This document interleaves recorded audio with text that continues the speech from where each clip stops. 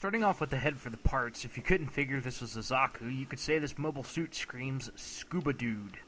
All of those beads on the hose are independent, and you'll need to be careful applying them. One wrong move and they'll go flying everywhere. I've already had it happen to me. The front vent cover is very fragile and will probably need to be cemented during the final assembly. The head is on a unique mechanism here where if you turn the neck one way, the mono eye goes the other way. It's neat, and they even included a clear plastic piece for the lens. Bandai also did a good job on offering some lining for the back of the head here. The chest section is well engineered and features 3 different shades of green. Like the head, each bead on the hose is independent, and you're going to need to be careful with it. The cockpit for Zaku's always confused me. They always appear to have 2 doors, and one will move up and down. Was there a 2-seater model that I'm not aware of? Anyways, there's a lot of detail on the sides of the chest here, as well as the hose connectors and the breastplate. The backpack is a standard Zaku backpack done up in a navy bluish gray. The right arm features the Zaku shield and offers endless possibilities for decals. The arms feel a little loose here, especially around the back of the upper elbow, but we gotta keep in mind this is a real grade and there are more moving parts, so that's what we get in terms of a sacrifice. But as long as you're gentle with this guy, I think he'll be fine. There's so much detail, indents, and panel lines scribed into the plastic that this is going to look very neat when it's properly painted up and shaded. The elbow will bend to about 170 degrees, almost 180, and rotates a full 360 degrees around the shoulder. The hand is on a ball cap and can rotate 360 degrees and tilt up and down slightly. Same story for the left arm, but instead we have the classic spiked shoulder.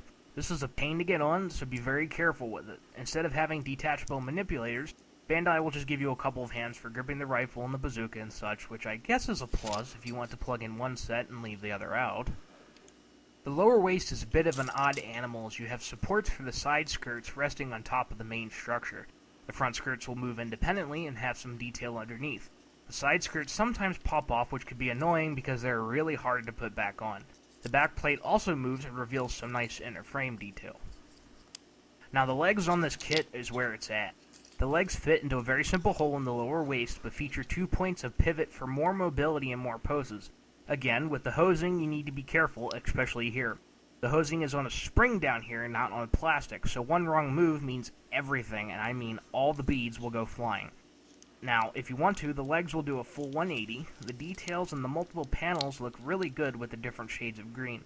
The foot is made up of 3 parts and bends at 3 places. You can wiggle the foot side to side about 30 degrees and a little bit up and down. Underneath, you're also going to notice some fantastic booster detail. For the weapons, you're going to get an extra set of manipulators as well as the normal hands. The rifle looks awesome, especially around the grip, and I'm very, very happy that I don't have to go in here and drill a barrel to the gun myself. The ammo pack is removable, which is a nice touch, and even opens up to reveal the rounds, which can also be painted. I'm not going to go that far, but if you want to, knock yourself out. The stock appears movable, but it isn't, and I think that's kind of a downside, but it's nitpicky. I believe they also included an additional ammo pack, which can be stored on the side skirts. Now, for the bazooka, this bazooka screams Panzerschreck. The colors look dull, but I'm sure a good painter can jazz this up real quick and make it look nice. The scribe detail near the exhaust and trigger area is also an added bonus, but the entire bazooka is going to need sanding because I did notice an ever so slightly parting line and an obvious seam line on the top. So that's going to wrap up my quick look here at the parts for the real grade Zaku 2.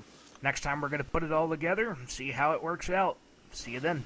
They're looking for stuff for a yard sale, and they complain that I make a mess. Ha!